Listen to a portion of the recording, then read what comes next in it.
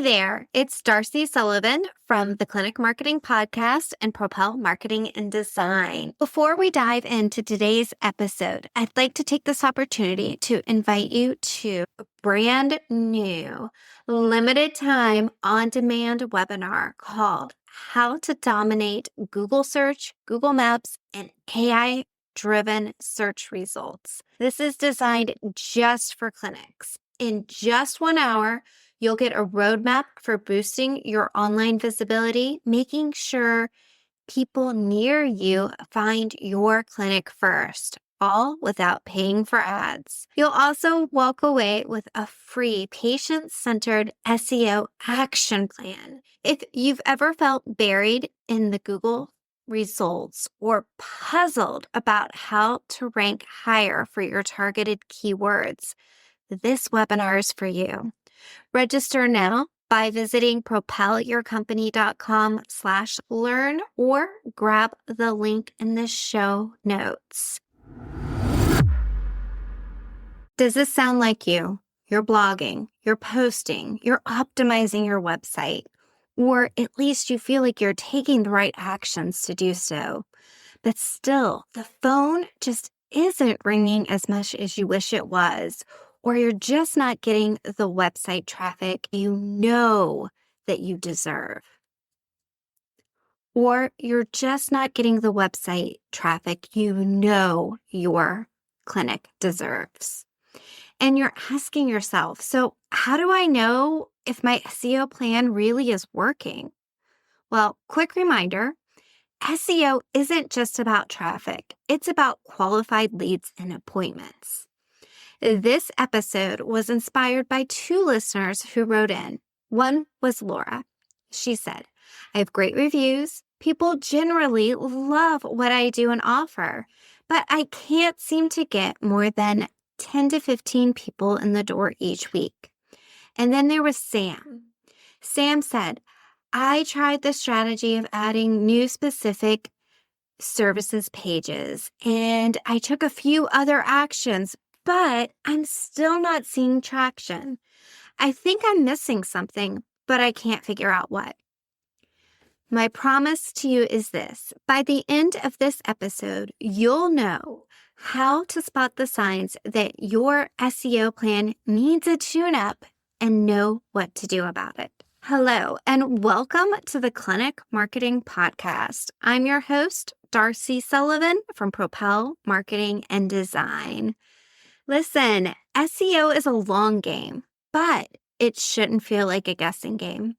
Many clinics waste months and money, tons of money, thinking SEO just takes time, when the issue is actually a strategy problem, not patience.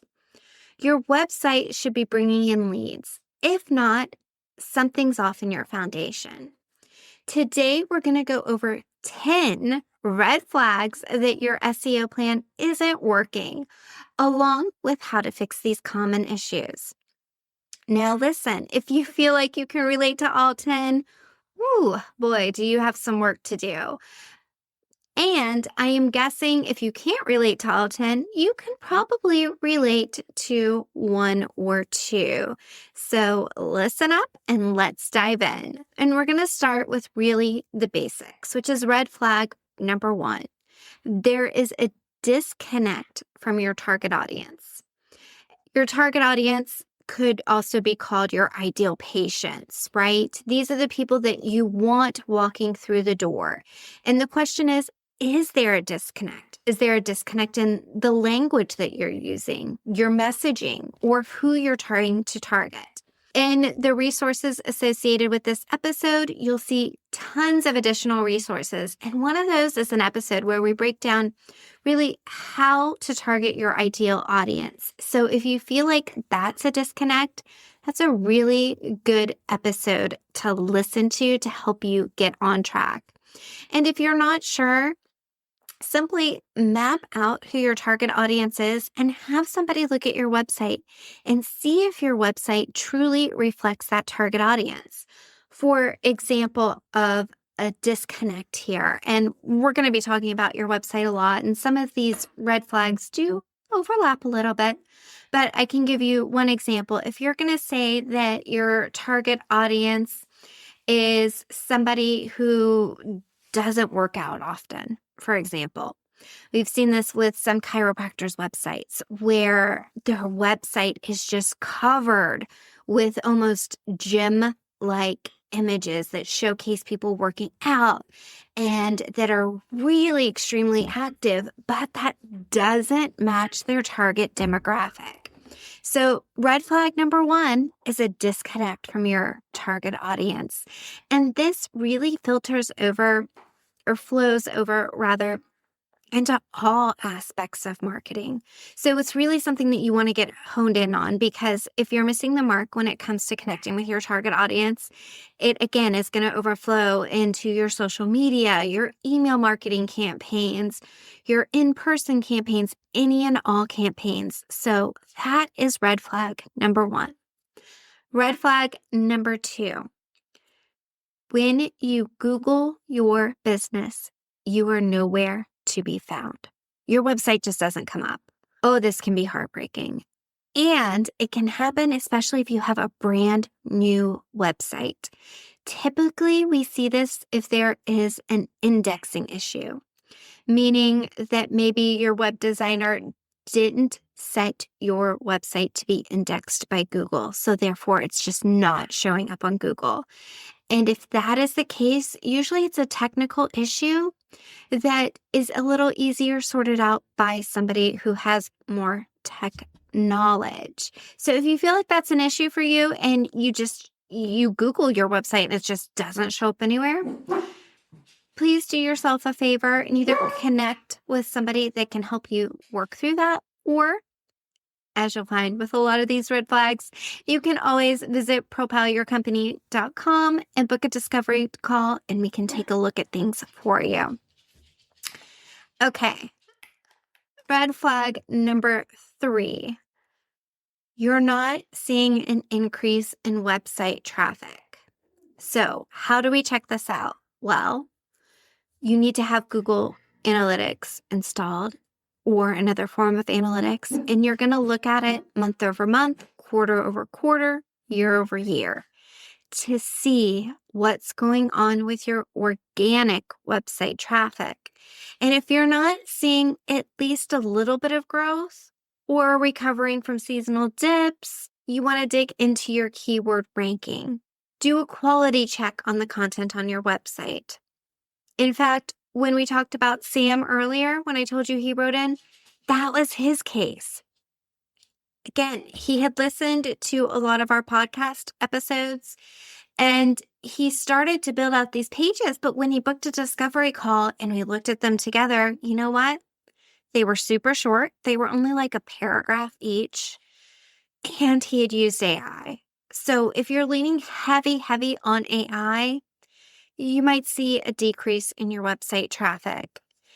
So you want to make sure you have quality, unique traffic. And if you're using a WordPress plugin, make sure you don't just set it and forget it, that you're actually following through. We see this a lot of times when people say, oh, well, my website platform that I'm using is SEO friendly.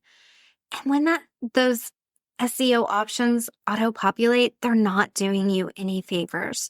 So you need to make sure that you're actually going in and optimizing your meta title tag and your meta descriptions. And another good use of your resources is to have a colleague or a friend review your website and make sure that your offering is clear, that the text is easy to read, that you don't have crazy fonts over images or anything like that, that it's obvious what you offer, who you offer it to, and how you offer your services. You also want to make sure that you take a look at your website on mobile and make sure that it displays correctly and quickly. Oh boy, we're getting into it now. Oh, and there's still so many more to go. Okay, this episode might be a little bit longer than some of the more recent episodes, but that's okay. You're here for it, right? You want to make some SEO changes and see improvement. Okay, red flag number 4. Let's say you're getting website traffic, but you're not getting any new patients. Well, there's a few reasons for this. Maybe he wrote a blog post really on something that's trendy, trendy. So you're ranking for it. Maybe you're ranking for keyword terms around it, but they're not associated with your target keywords that you're trying to rank for. Let's say you jump on some trend, and so you're writing about Taylor Swift, but you're not like fully tying it back into the services that you provide or the conditions that you treat. There's a disconnect there.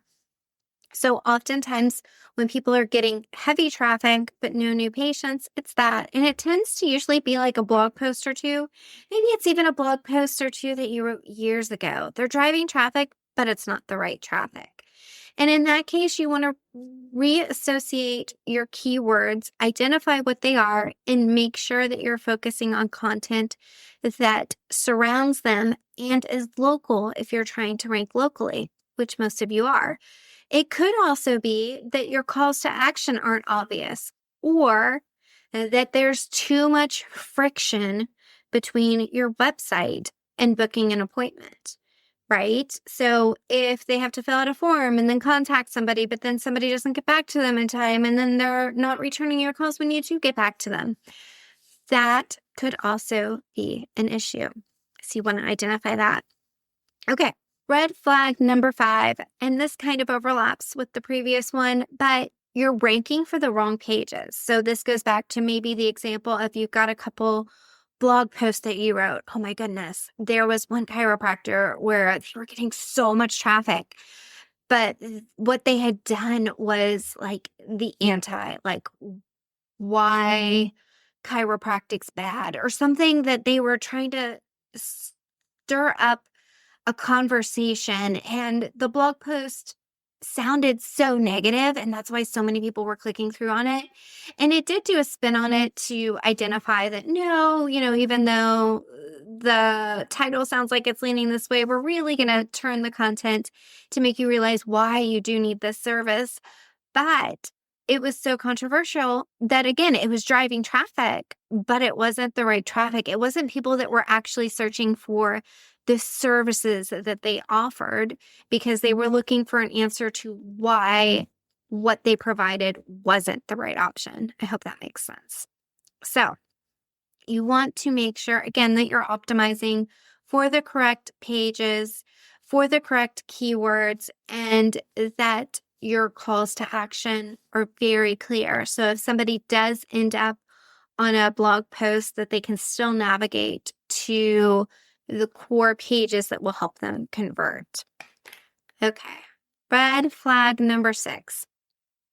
And I know a lot of people are going to really relate to this one. You haven't updated your website content recently. Or maybe you have updated it, but you've relied way too much on AI. Man, I should have just made AI its own red flag, but that's okay. We're working into this one. Listen, SEO can become stagnant if your website is outdated or inactive. And sometimes people think, oh, well, the easy button is to just go to AI and have it write content for me, or let me buy canned content. Don't do that. Just don't do that. In the resources associated with this blog post, you'll see some related to canned content. What to do if you had purchased canned content. There's also a really great resource if you had relied too much on AI about how to humanize that content. Again, you can find those in the show notes / blog post associated with this episode, or you can just kind of scroll through the podcast after you're done listening to this one. But that can definitely be a major red flag. And sometimes you'll see an overlap. So for instance, maybe that's you. Maybe you haven't updated your content, or you relied too much on AI, and then Google does an algorithm update, and all of a sudden your traffic slows down. That could be what's happening, folks. Okay.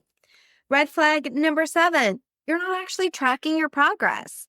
Maybe you don't have Google Analytics set up, and so you're just flying blind.